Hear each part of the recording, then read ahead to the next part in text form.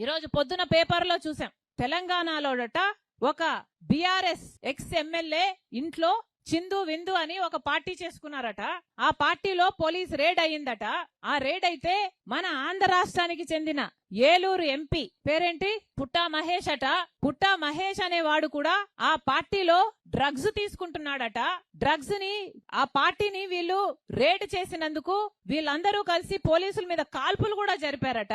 అయినా సరే పోలీసులు వీళ్ళందరినీ అరెస్ట్ చేసి డ్రగ్ టెస్ట్ చేపిస్తే ఈ పుట్టా మహేష్ అనే ఏలూరు ఎంపీ కొకేన్ పాజిటివ్ గా టెస్ట్ అయిందట. అంటే ఈయన డ్రగ్స్ తీసుకున్నట్టుగా పాజిటివ్ రిజల్ట్ వచ్చింది.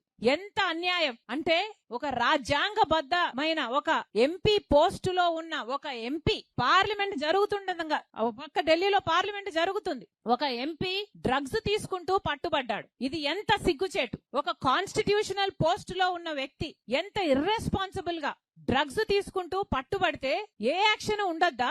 సమాజానికి ఏం మెసేజ్ పంపిస్తున్నాం? మన బిడ్డలకి డ్రగ్స్ తీసుకోండి అని ఇంకా ఎంకరేజ్ చేసినట్టు కాదా? ఏ యాక్షన్ లేకపోతే అసలు ఏలూరు ప్రజలు ఓట్లేసి గెలిపించారే ఎంపీని, మరి వాళ్ళకి ఏం సమాధానం చెప్తాడు? ఆయన ముఖం ఎక్కడ పెట్టుకుంటాడు? ఆలోచన చేసుకోవాల్సిన అవసరం ఉంది. ఈ ఎంపీని వెంటనే ఎంపీ పదవి నుంచి డిస్క్వాలిఫై చేయాలని కాంగ్రెస్ పార్టీ గట్టిగా డిమాండ్ చేస్తుంది.